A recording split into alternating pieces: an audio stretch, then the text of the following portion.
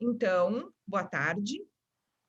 A gente vai apresentar, a partir de agora, a mesa 5 da jornada da pós-graduação em Psicologia Clínica Junguiana. E nós vamos começar essa mesa, então, com a Letícia Pinto Cravo Cabreira, apresentando o trabalho dela, que é Maracatu, o pulsar da alma brasileira. Tá? Então, Letícia, podes compartilhar a tua tela a partir de agora, tá? Vou compartilhar umas imagens que ilustram o meu trabalho.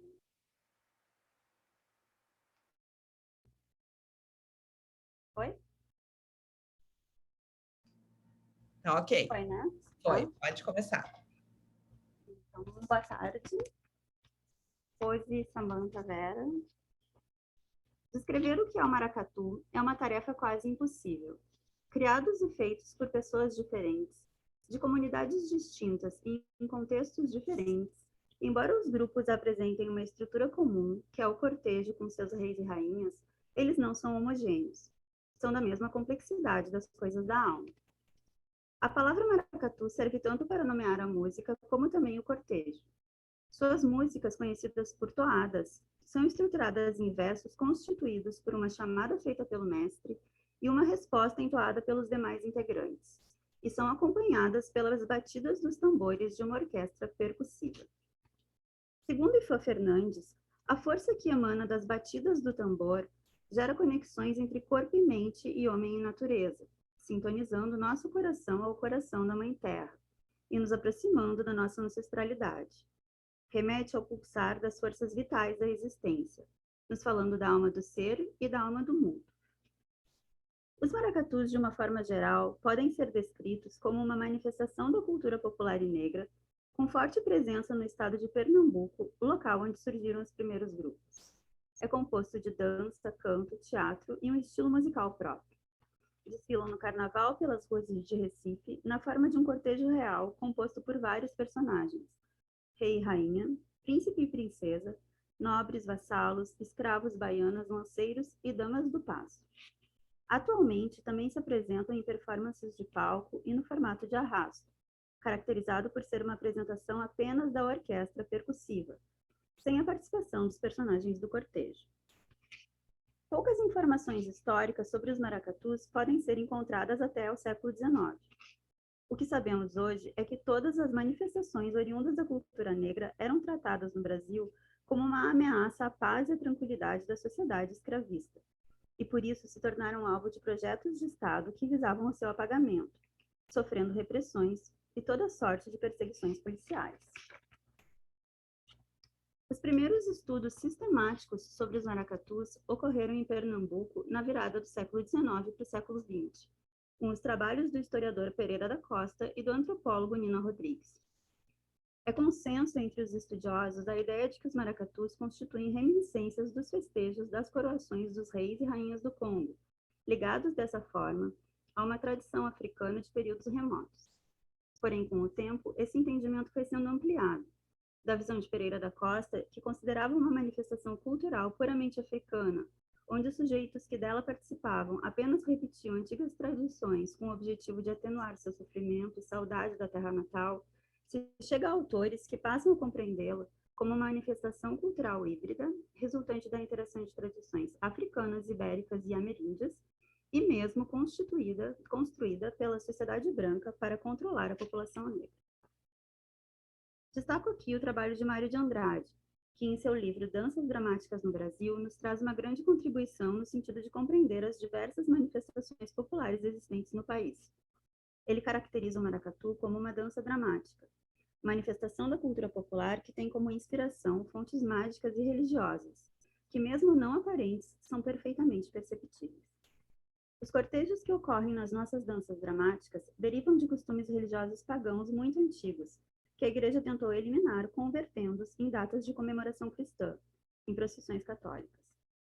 Esse processo foi usado sistematicamente pelos jesuítas no período colonial, que estrategicamente permitiam que os considerados selvagens inserissem as cerimônias religiosas coloniais alguns elementos advindos das suas culturas, de forma que fossem mais facilmente catequizados.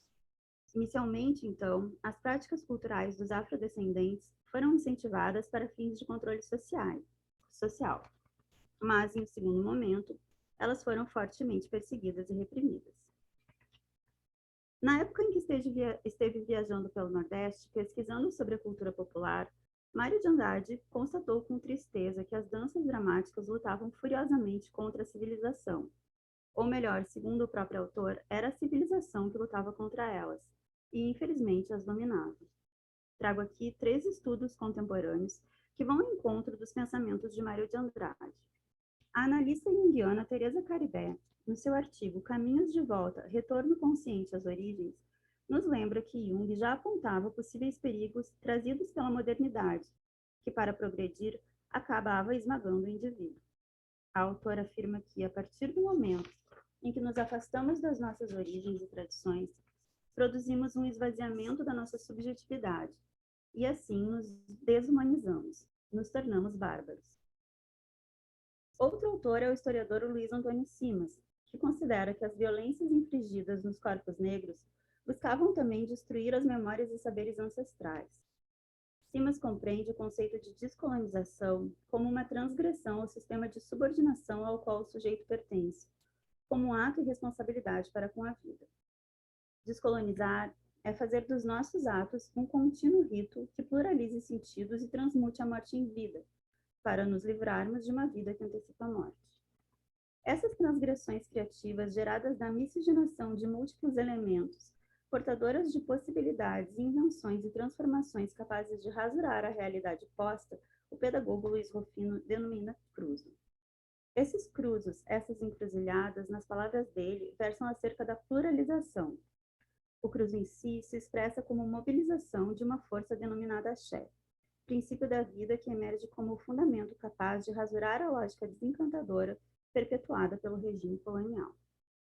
Rufino nos convida a compreender o simbolismo de Axé e Exu como fundamentais para entendermos os conceitos de vida e morte nas culturas negro-africanas. Ele define Axé como uma energia vital, que necessita das operações de Exu para ser potencializada, movimentada e multiplicada. O Axé é a potência que fundamenta o acontecer, o devir. Essas dinâmicas de condução do Axé se dão através de práticas rituais que se manifestam como geradoras de sentido, de vida. A partir dessa inter-relação se apresenta uma perspectiva de vida pautada nas simbologias de encante e desencante, onde opera o encante, há movimento e a vida se inscreve como possibilidade e continuidade. As manifestações da cultura popular podem ser compreendidas como nascidas dessa transgressão criativa que opera no sentido do encante, e o mesmo autor conceitua como cruzo.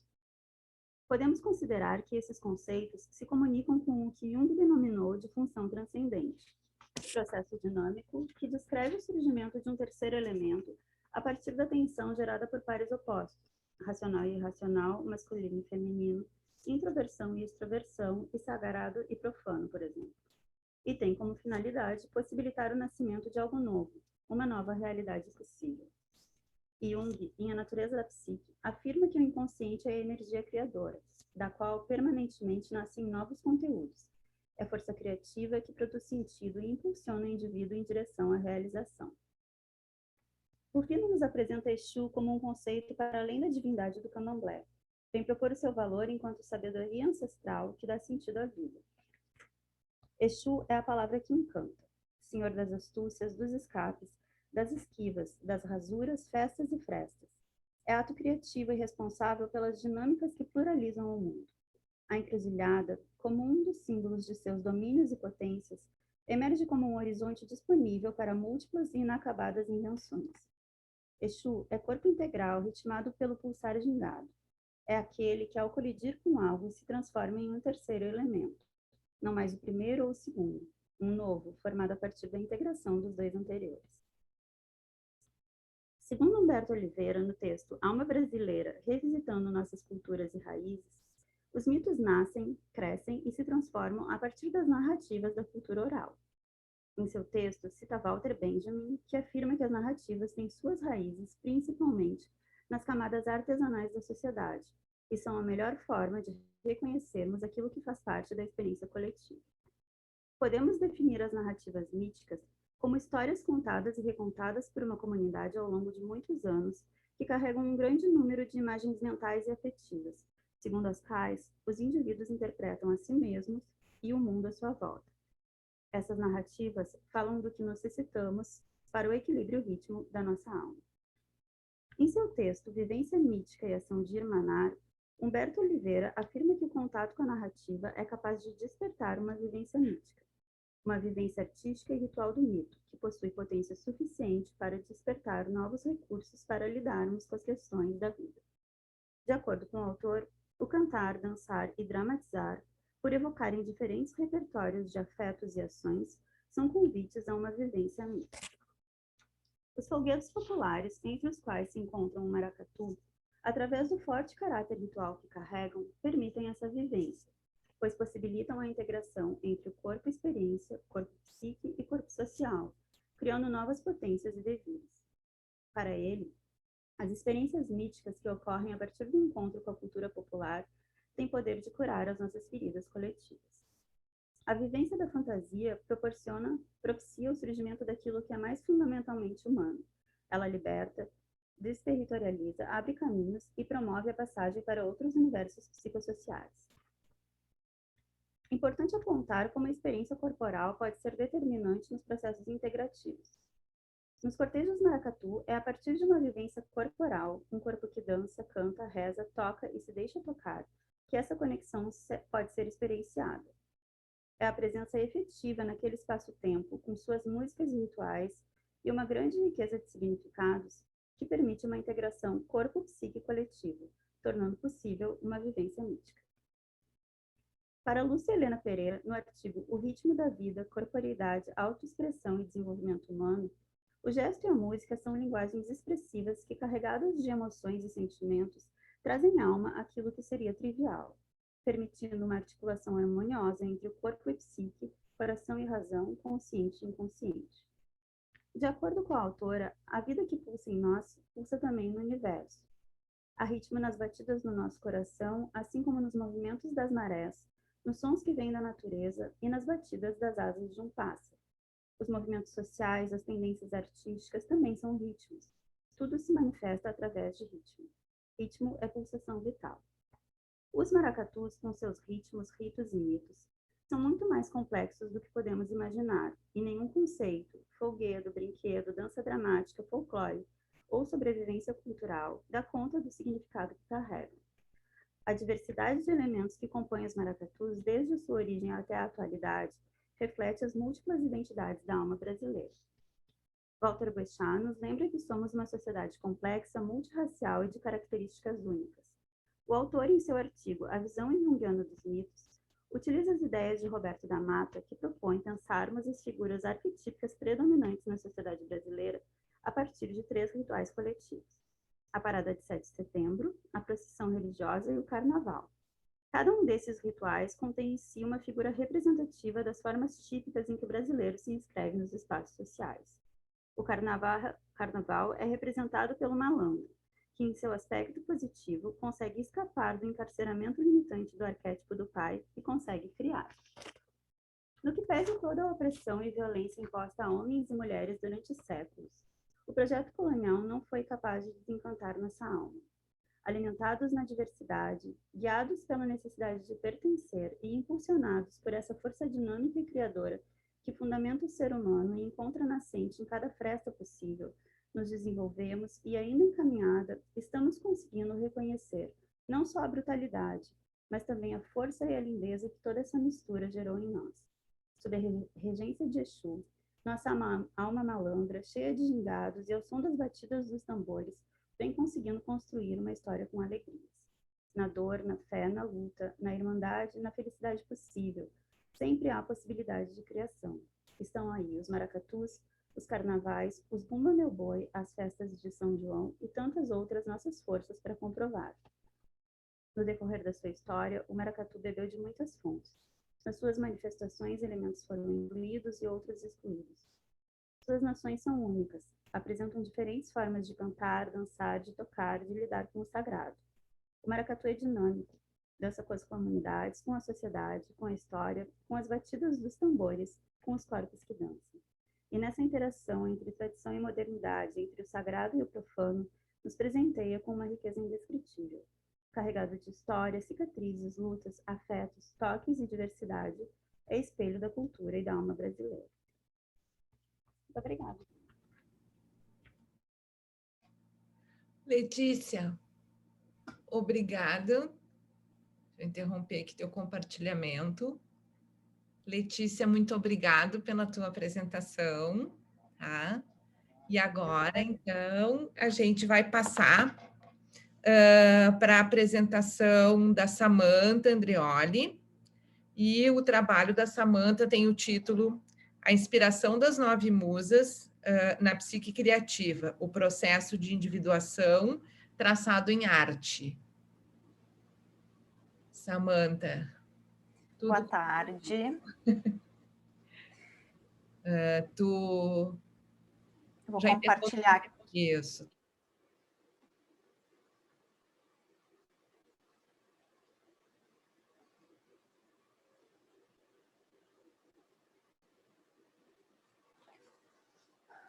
Estão vendo? Tá. Então, vou falar um pouquinho, então, sobre as nove musas, né? As nove musas, filhas de Zeus e Mnemosine, são as divindades das várias inspirações humanas. Presidem o pensamento sob todas as suas formas e são detentoras de todas as artes. Elas cantavam e dançavam nas celebrações de deuses e heróis. Também induziam a memória dos humanos e inspiravam escritores e artistas. Musa significa fixar o espírito sobre uma ideia, uma arte. Ou seja, as criações inspiradas pelas musas pressupõem sua memorização, seu registro. Assim, as musas trazem consigo características doadas por sua mãe, Mnemosine, titânide representante da memória. Em seus sussurros, possibilitam acessar imagens gravadas nas camadas mais profundas da psique. O inconsciente coletivo, segundo Jacob, é o fundamento geral humano e universal de cada psique. É aquela camada profunda e repleta de tudo que foi memorizado pela humanidade através dos tempos. Seus registros são guardados em forma de arquétipos, memórias que são constantemente resgatadas pela psique pessoal e coletiva. Nessa leitura, podemos perceber que Mnemosine é a mãe de todas as ideias e quem transfere a imagem de nossas ações humanas para o inconsciente coletivo e a salva em forma de memórias arquetípicas. Suas filhas, as musas, são quem possibilitam aos humanos o acesso a este material. Inclusive, na mitologia, elas viviam em um templo que se chamava Museium, o que deu origem à palavra museu, que é nada menos que o local de preservação das artes e das ciências. Anise cita uma frase do Picasso que ele diz assim: quando eu começo uma pintura, há alguém que trabalha comigo. No fim, tenho a impressão que estive trabalhando sozinho, sem colaborador. Acho que é uma frase que ilustra bem o mistério de onde vêm as inspirações. Jung diz que os mitos são principalmente fenômenos psíquicos que revelam a própria natureza da psique. Whitman explica que os mitos ou arquétipos são os elementos através dos quais a vida recebe seu impulso.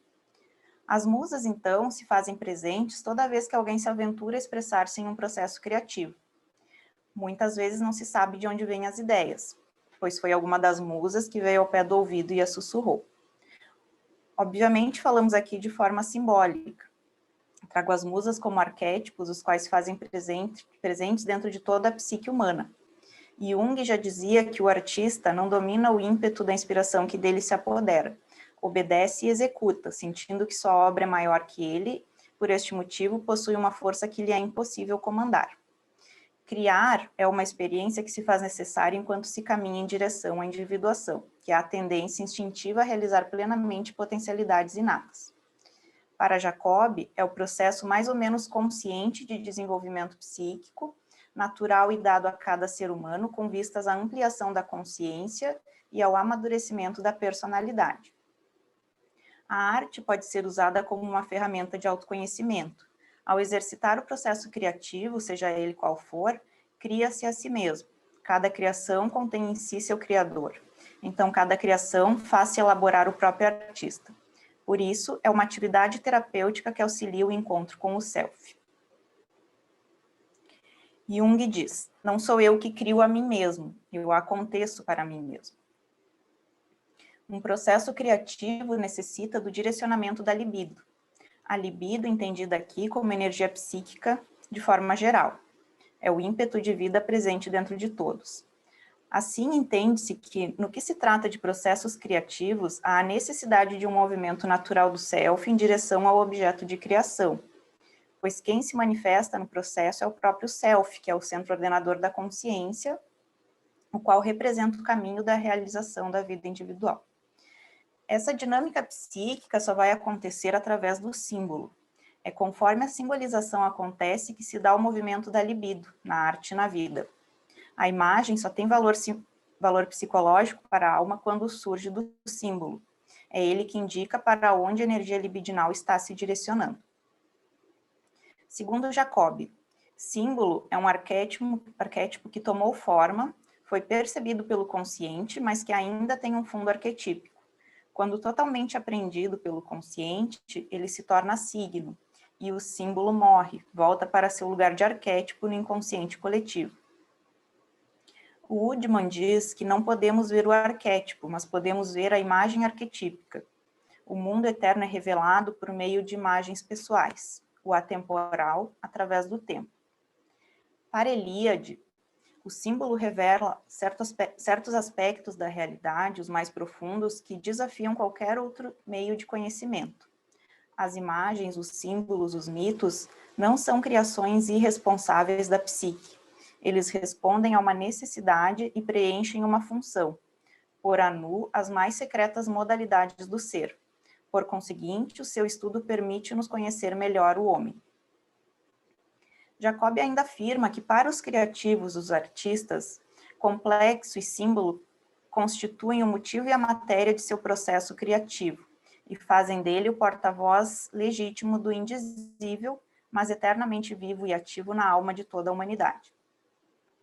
A expressão artística, então, é a possibilidade de aterrar ideias, condensar inspirações, modelar pensamentos. Se traz do mundo imagético aquilo que queremos comunicar de forma realística, palpável. Apenas uma parte, a elaborada, é passível de ser entendida. Por isso, a interpretação de obras de arte é uma atividade um tanto perigosa. Pode-se acabar por rotular algo que está além do que se pode compreender, fixando e detendo o símbolo, conforme explica o Woodman. Segundo ela, o melhor caminho a percorrer num trabalho analítico que envolve artista-obra é seguir e, na melhor das hipóteses, rastrear o processo, tentando não antecipá-lo, pois o trabalho precisa antes ter a oportunidade de se interpretar. Furt explica que Jung enxergava o valor das vias expressivas para a produção de símbolos. No entanto, não desenvolveu nenhum método para a interpretação de tais produções, porque talvez não caiba realmente. Na dinâmica da análise em si, há de se ter um cuidado também com interpretações precoces, pois conforme explica Whitman, a função da análise é ocasionar a mudança de atitude consciente, a metanoia. Este é o pré-requisito indispensável para a transformação que, entretanto, ocorre de forma espontânea no inconsciente e não pode ser causada diretamente por nenhum esforço deliberado de vontade ou qualquer exigência ou sugestão por parte do analista. Agora vou propor voltarmos nossa atenção para uma das 9 musas, Terpsícore, musa da dança. O Woodman diz que a dança é a imagem arquetípica. Sem palavras, sem argila ou tintas, o corpo se torna a imagem. Sachs, que pesquisou diferentes povos e culturas, definiu a dança como a mãe das artes, pois enquanto a música e a poesia têm existência no tempo, a pintura e a escultura existem no espaço, a dança se desenvolve no tempo e no espaço. Na dança, criador e criatura, artista e obra, nela são uma coisa única e idêntica. A cada movimento dado, elabora-se a si mesmo. Um giro pode ajudar a entender ciclos difíceis. Uma postura forte e ereta pode trazer coragem para enfrentamentos. Já uma leve movimentação de braços pode fazer fluir algo que está enrijecido. Uma soltura de quadril pode libertar uma força feminina que porventura tenha ficado trancafiada. Se permitir cair pode ajudar a entender que existe um chão limite e que sempre pode se levantar novamente.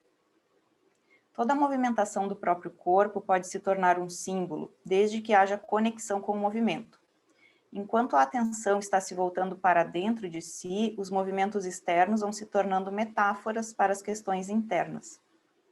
Almeida explica que o silêncio interior e o estado contemplativo implicam numa suspensão temporária da razão crítica e analítica para abrir espaço para a razão poética e simbólica. Isso quer dizer que as imagens, sensações, sentimentos que emergem não serão submetidos a uma compreensão literal ou uma análise lógica, porque isso seria desfazer o silêncio interior e perder a vivência criativa. A dança, então, enquanto construção artística orientada pela introspecção, é um diálogo com si mesmo. E é através do ego que se torna consciente o conteúdo que foi trabalhado. O processo de individuação só flui conforme se faz consciência, e a consciência se faz através do ego. É ele quem torna possível organizar tudo aquilo que se manifesta na psique. É através da integração ego-self que se pode perceber a atividade do símbolo na psique. Vergueiro afirma que quando conteúdos desconhecidos da psique emergem na consciência, há a transformação da psique como um todo. Por outro lado, o próprio inconsciente se transforma ao se expressar.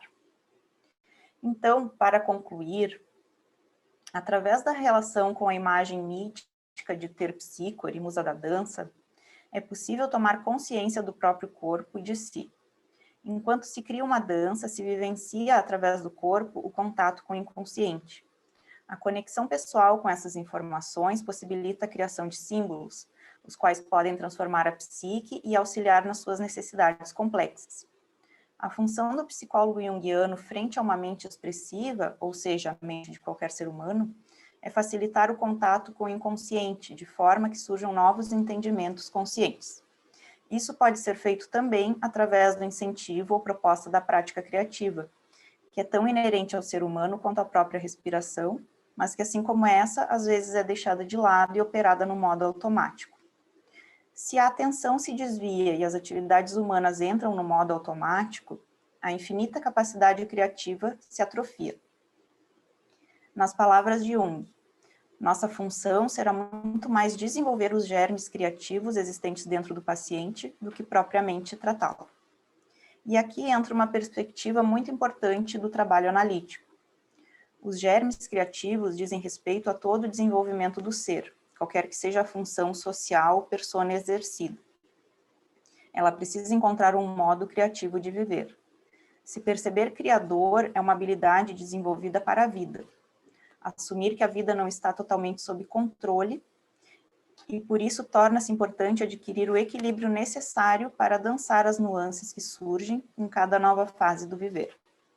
Estamos falando aqui de uma autorrevolução, uma potência pessoal que pode ser cada vez mais desenvolvida no caminho da individuação. No que tange o ato de dançar a própria alma, os movimentos praticados são revolucionadores. É um movimento interno que se expande e traz essa potência ativa para o corpo, potência essa que irá manifestar-se em suas andanças. Como observou Jung, o único fator de cura em terapia é a experiência arquetípica. Todas as técnicas que usamos ajudam as pessoas a se abrirem à experiência arquetípica, mas é só o inconsciente que envia uma experiência arquetípica e esse é um ato espontâneo que não podemos forçar. A única coisa a fazer é aguardar e prepararmos-nos para ele, almejando que aconteça. A prática da expressão artística e criação de imagens espontâneas é também um facilitador da experiência arquetípica. Na dança, Terpsícore é uma possibilidade arquetípica de ponte para esse caminho. Podemos pensar nela como a musa que pega a nossa mão e nos tira para dançar. Ela nos envolve enquanto corpos ativos, potentes e principalmente expressivos. A prática da expressão artística pode ser fomentada tanto dentro do consultório quanto fora dele. Aliar novos métodos para incentivar a tomada de consciência pode ser muito benéfico dentro de um trabalho psicoterapêutico. Especificamente, pode-se reconhecer que a dança criativa é um método extremamente motivador deste avanço de consciência, pelo fato de ela ser uma expressão que envolve o ser humano por completo. Todo ser trabalha enquanto se dança, corpo, mente e espírito. Uma carência expressiva aprisiona energias dentro do corpo, as quais irão se revoltar e querer sair, provavelmente em forma de doença. Entre dança e doença, melhor ficar com a primeira opção.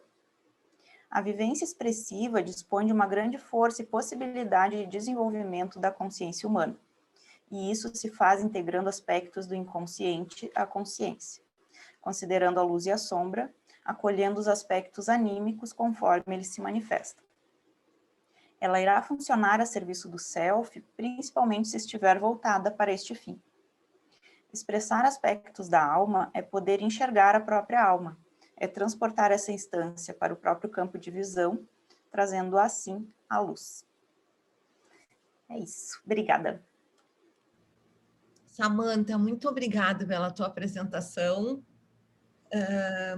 E agora, então, eu vou interromper o compartilhamento, então, da Samantha aqui. E agora, então, a gente vai para a última apresentação, que a Vera Lúcia Pereira Silveira vai nos trazer o trabalho dela, que é Deusa, Mãe e Descendência, um estudo teórico vivencial de abordagem junguiana. Vera, tudo contigo agora. Boa tarde, pessoal. Vou compartilhar aqui, então.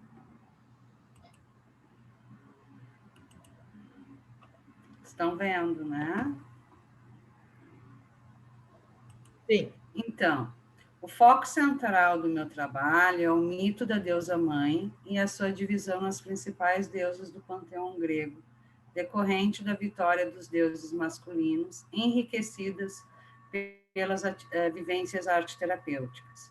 E como essas imagens arquetípicas do feminino e do masculino se manifestam e continuam influenciando a mentalidade da sociedade moderna.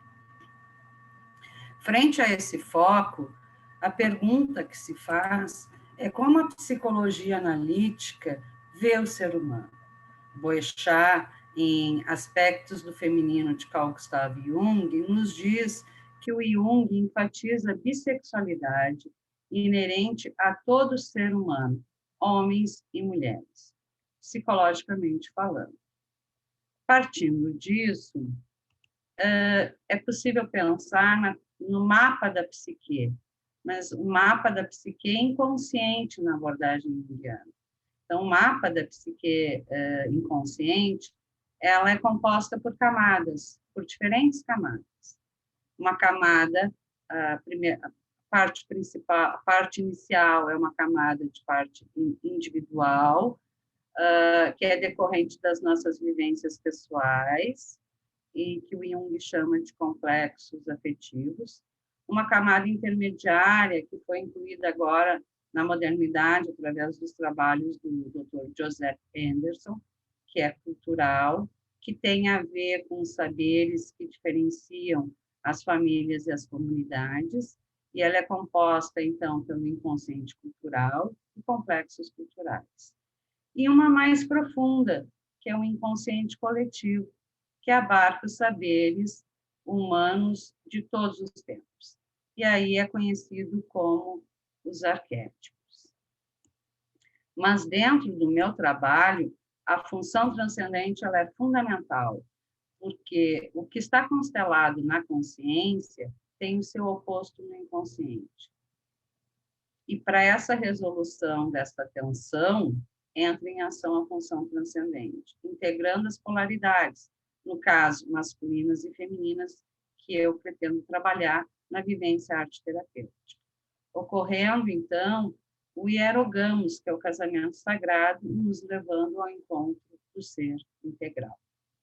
Mas como aconteceu o casamento, então, entre o Jung e a arte-terapia? Bom, o próprio Jung, em Memórias, Sonhos e Reflexões, nos fala que ele usava das técnicas expressivas para estabelecer esse diálogo entre o inconsciente dele e a consciência.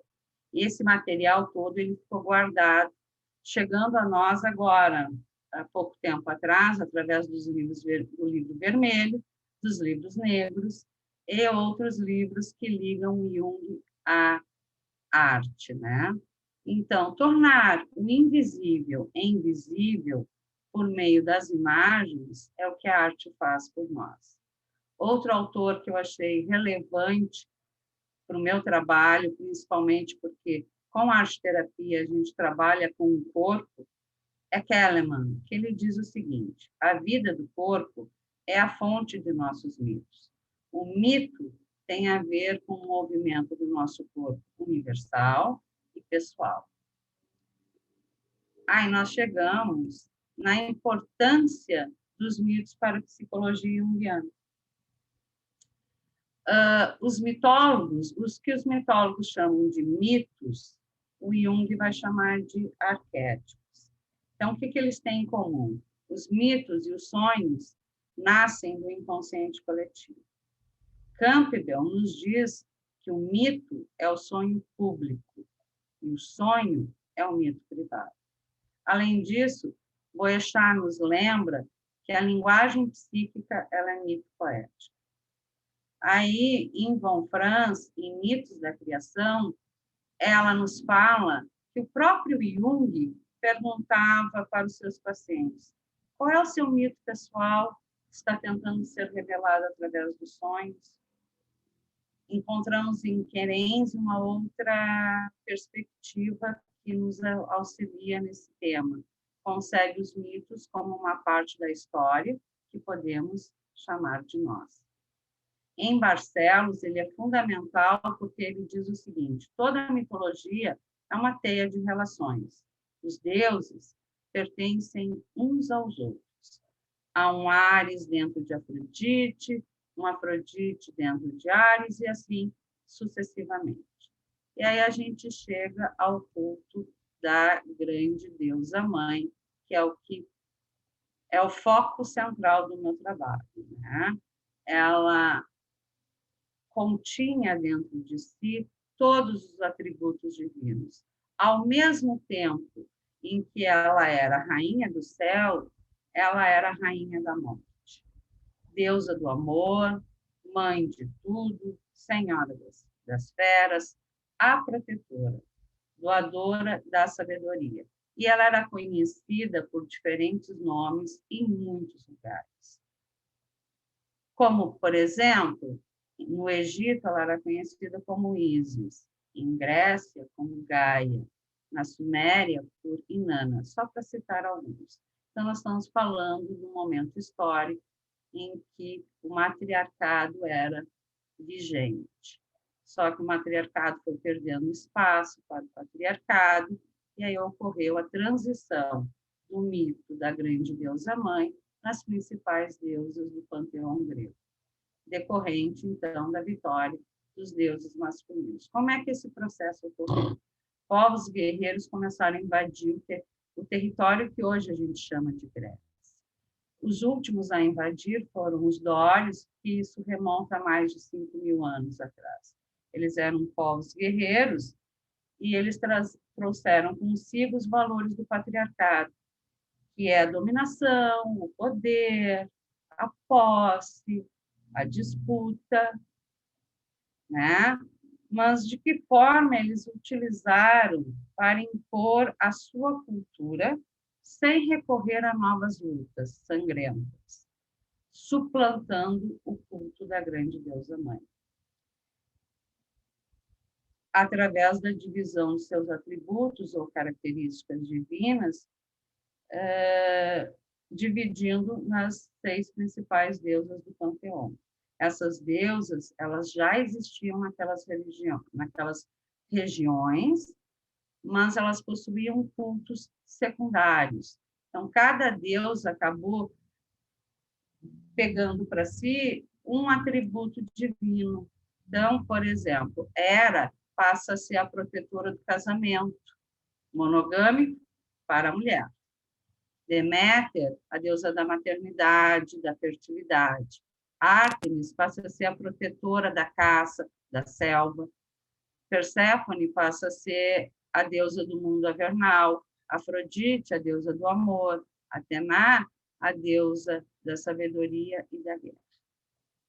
Então, desta forma, eles conseguiram impor a sua cultura patriarcal. Então, nessa transição de uma cultura ginecolátrica feminina para uma cultura androlátrica, Whitman nos lembra o seguinte: adorar uma divindade masculina ou feminina expressa um sistema existencial de valores e um modo de percepção nos quais um gênero arquetípico prevalece sobre o outro quanto à importância psicológica, tornando-se, então, tão convincente e determinante para mulheres quanto para os homens. Portanto, tanto os homens como as mulheres passaram a admirar os traços masculinos. Cavalcanti nos lembra que Zeus é o arquétipo do chefe da família patriarcal. Para consolidar e manter o seu poder, recorre a núpcias como forma de estabelecer alianças políticas. Com Leto, ele estabelece uma relação que é a conclusão de suas uniões criativas expressa através dos filhos Ártemis e Apolo, que que nos interessa particularmente neste trabalho, porque a vivência que eu vou relatar é a vivência arte-terapêutica do par Ártemis e Apolo, tá? Ártemis, então, Ártemis e Apolo são filhos de Leto e Zeus. E quanto a Ártemis, os seus atributos são a deusa da selva, da natureza, guerreira, da caça, deusa virgem, que em grego significa una em si mesma, protetora das parteiras. Seus símbolos são a corça, o veado, a lebre, a codorna, a leoa e o javali. O javali seria o seu lado destruidor. Deusa Lua, ela tem um gêmeo, Apolo, que é o deus da arte, da música, da poesia, do arco, da lira e da adivinhação. Bolen refere que o poeta Calímaco, em seu hino a Ártemis, conta que quando Ártemis tinha 3 anos de idade, foi levada por Leto ao Olimpo para visitar seu pai Zeus e seus parentes divinos. E nessa visita, Zeus, encantado, prometeu que ela teria tudo o que desejasse. Foi então que Ártemis pediu o arco e a flecha, um bando de cães, ninfas para fazer companhia, uma túnica curta para facilitar os seus movimentos, selvas e montanhas como sua morada, e, por último, mas não menos importante, por ter acompanhado o sofrimento da mãe para se manter casta eternamente. Quanto a Apolo, mais tarde ele é agradecido à ilha de Ortígia, fixou e transformou essa ilha no centro do mundo, modificando seu nome para Delos, a brilhante, pois lá nasceram Apolo, Sol, e Ártemis, Lua. Então, agora eu passo para a minha atividade vivencial propriamente dita. Foram organizados 2 grupos, um de mulheres com 5 participantes e um de homens com 2 participantes, sendo realizados um total de 8 encontros com cada um dos grupos, e cada encontro foi dedicado a uma deusa ou par de deuses. A vivência aqui descrita centra-se em uma atividade, o par de gêmeos, Ártemis e Apolo, como já foi dito, pois, mitologicamente falando, são descendentes da deusa mãe, que representa o par de opostos complementares do feminino e do masculino, interno, mas, ao mesmo tempo, estão relacionados ao arquétipo fraterno, tão importante para o desenvolvimento psíquico, emocional e social de todos nós. Quanto aos objetivos das vivências, estas buscaram contribuir na ampliação da consciência dos participantes, incrementando o diálogo com suas imagens internas através da força criativa e propulsora dos mitos, ligados às imagens a que estes remetem. Os encontros foram compostos por 4 momentos. Etapa 1, as pessoas foram recebidas com música ambiental e convidadas a sentar nas almofadas de olhos abertos, sendo projetados slides com imagens de Ártemis e Apolo, e o mito do nascimento dos gêmeos foi narrado, adaptado do livro Mundo do Pai, de Cavalcante. A etapa 2 foi feito um breve relaxamento, cuja duração não passava de 3 minutos, em que os participantes estavam de olhos fechados, com o objetivo da pessoa se internalizar e manter-se consciente através da técnica de respiração, preparando a atmosfera psíquica dos participantes. A etapa 3 é a atividade arte-terapêutica propriamente dita, onde se utilizou a técnica de construção do arco e da flecha, adaptado, com os seguintes materiais: cabides cortados, palitos de madeira, fita mimosa, novelo de lã, cola fria, tesouras e lantejoulas. A etapa 4, após a construção do arco e da flecha, os participantes foram convidados a fazer uma brincadeira de caça e caçador. No momento, o participante era a caça e depois ele era o caçador. Para essa brincadeira, foi escolhida a música Fado Pororocas Caçada, do compositor Chico Buarque, interpretada por Oswaldo Montenegro. A escolha desta música e deste intérprete foi decorrente do fato de que se desejava, para aquele momento, conduzir os participantes a liberarem as suas diferentes emoções. A etapa 5 é a partilha dentro de um processo arte-terapêutico. E na partilha foi possível observar, através das falas dos participantes, o quanto eles perceberam que precisavam usar o corpo para criar o arco e a flecha. A riqueza deste encontro encontra-se exatamente nesta percepção, pois na resolução de problemas cotidianos pode-se utilizar estratégias psicológicas e partes do seu corpo que antes desta vivência não imaginava ser possível. Com relação à brincadeira de caça e caçador, o relato da partilha demonstrou que as mulheres sentiram-se mais confortáveis no papel de caça do que de caçadora, ou seja, o quanto o arquétipo de Ártemis está reprimido, precisando de espaço para se manifestar em uma sociedade ainda fortemente patriarcal, que estimula somente que o aspecto apolíneo tome conta da consciência das mulheres. Já o grupo de homens, apesar de ser bem menor, o destaque se deu no quanto eles se sentem exigidos pela sociedade, sendo obrigados a agir sempre de forma certeira, como uma flecha, sem poder recorrer às suas características femininas de sua personalidade. Para concluir, partindo da mitologia, da arte e da psicologia junguiana, como concepções teóricas que nos indicam um caminho possível de como romper com os valores do patriarcado, pois nossa cultura está doente, com sua violência incessante, e nesse processo de adoecimento ninguém está livre, pois o externo e o interno, como bem destaca Campbell, são o mesmo.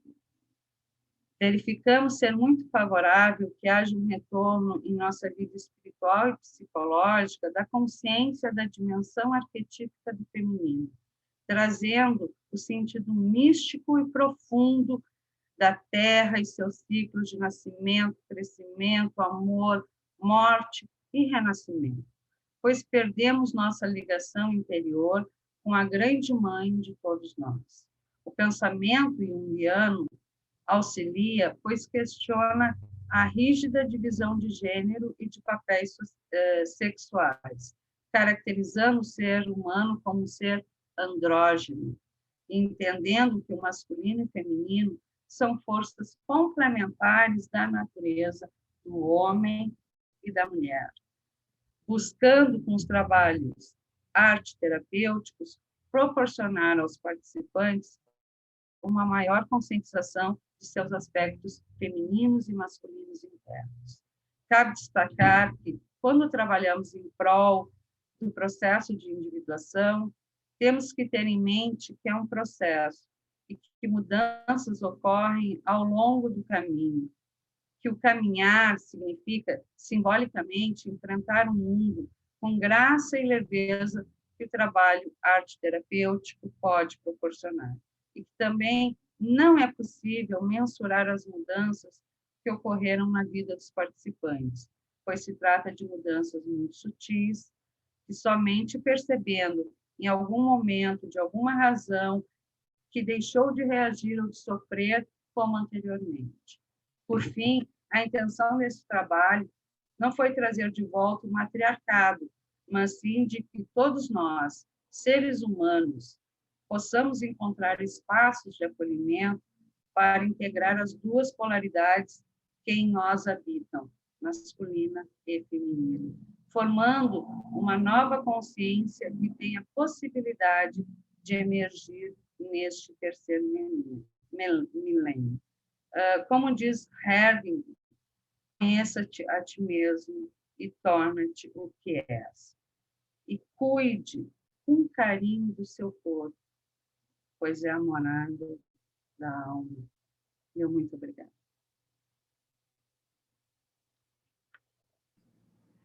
Muito obrigada, Vera, pela tua apresentação. Aqui está o trabalho. Aqui está o trabalho. Tá. Que legal, que bonito. Então, ótimo. Tu quer mostrar mais alguma imagem, Vera? Não, daí seria essa aqui, né, que era do próprio Artemis e o Apolo. Essa aqui é o resultado do trabalho arte-terapêutico, a construção do arco e da flecha. Tá, lindo. Lindo trabalho. Então, vou tomar de volta, então. Vou interromper o teu compartilhamento, tá? Vera, muito obrigada, então. Eu que agradeço. Então, meninas, os trabalhos maravilhosos de vocês, né? Todos eles, cada um a sua moda, né? Do seu jeito, falando nesse aspecto, né? Da psicologia junguiana relacionada com a arte, né? A Letícia traz o maracatu, enfim, né? E a mitologia do Exu, né? A Samantha fala sobre a dança, né, e a mitologia das musas, que está implicada nisso. A Vera trouxe uma vivência arte-terapêutica, né, onde ela fala sobre a deusa, e aí ela nos traz a Ártemis, né, com o seu arco e flecha, enfim, a Ártemis e o Apolo. E aí, para a gente conversar um pouquinho agora no final, eu queria que vocês me trouxessem alguma percepção de vocês, né, de como é que vocês estão vendo a emergência dessas imagens mitológicas na clínica, nesse contexto de pandemia. Assim, o que vocês estão percebendo sobre isso?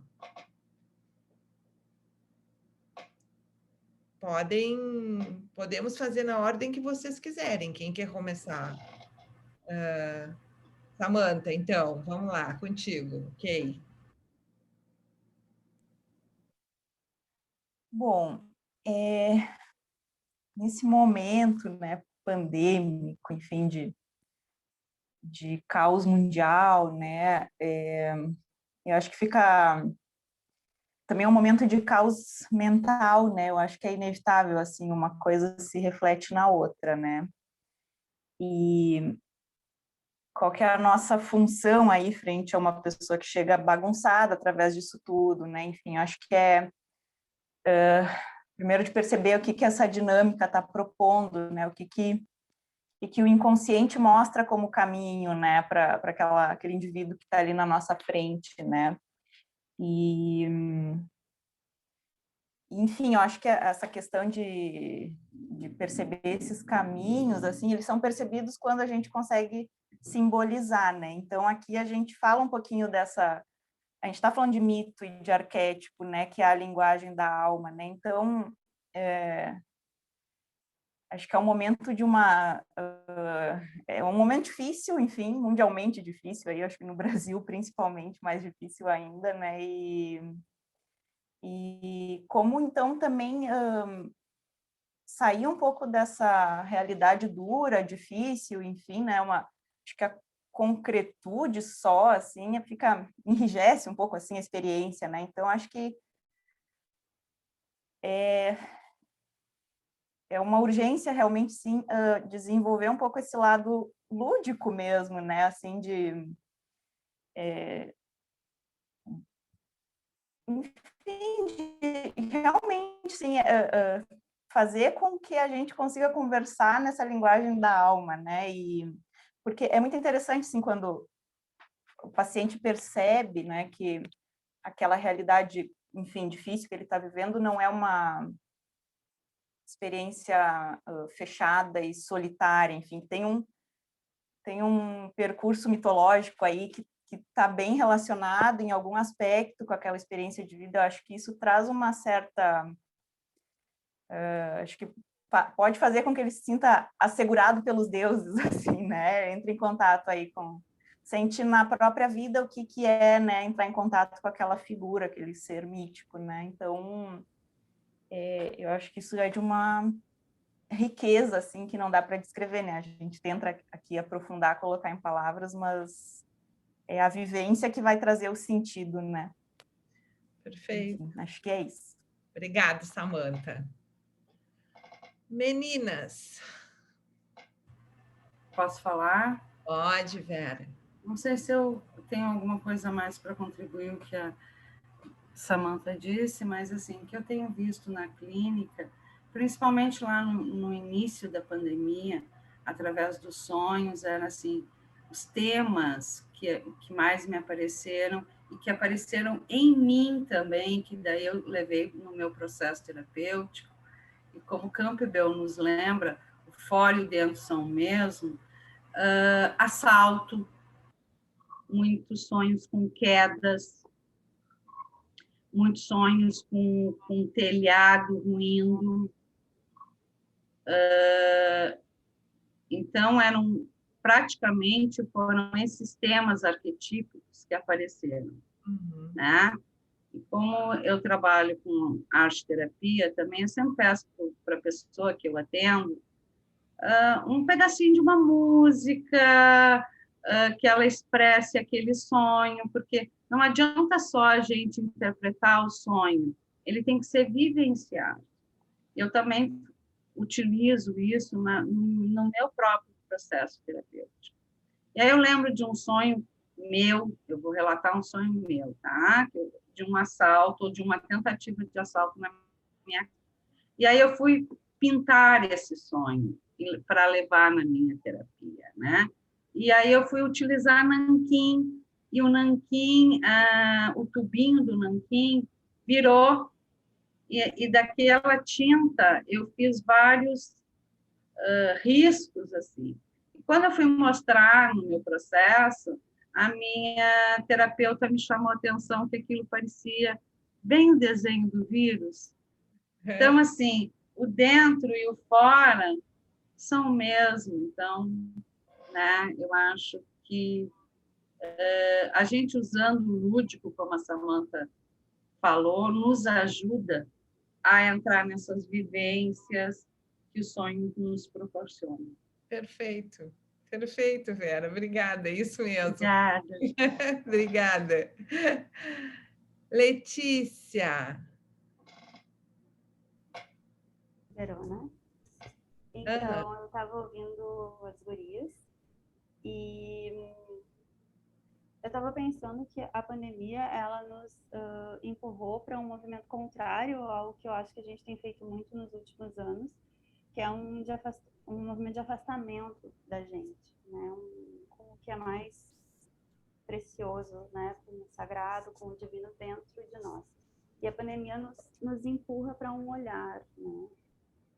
Mas também estava fazendo uma ligação com o meu trabalho ali, que eu acredito que historicamente, claro que de formas muito diferentes, mas talvez simbolicamente parecidas, a pandemia, enquanto nação, enquanto povo brasileiro, ela nos faz reviver de uma forma mais intensa algo que a gente tem na construção da nossa história, que é a capacidade de criar, de encontrar frestas, de encontrar vida a partir da dureza, da diversidade, da dor, né?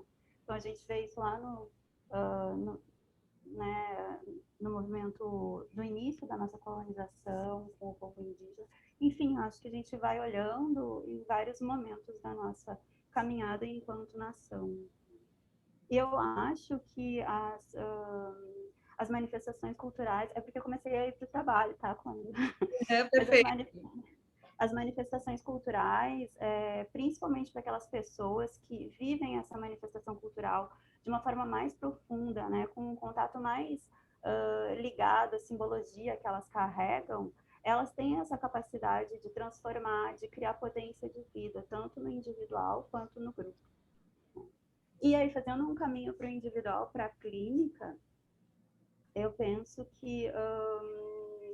eu acho que talvez a nossa questão nesse momento seja possibilitar ao paciente encontrar caminhos de encontro com imagens internas, a partir disso que as gurias falaram, do lúdico, né, da arte também, daquilo que o paciente vai trazendo, né, que ajudem ou que façam reanimar essas forças e essas potências que possam transformar essa dor que a gente está vivendo em vida. Não sei se deu para resolver.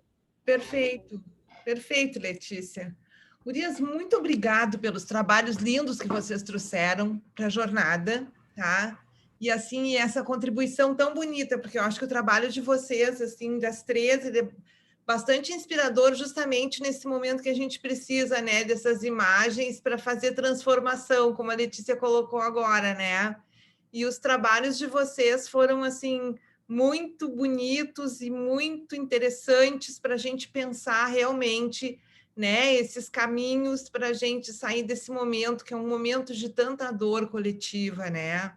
E que a arte, a mitologia, enfim, né, podem contribuir para que a gente encontre esses caminhos de saída, né? Gente, muito obrigada pela participação de vocês e muito obrigado por esses trabalhos tão lindos, tá? Uma boa tarde para vocês e a gente com certeza se encontra novamente.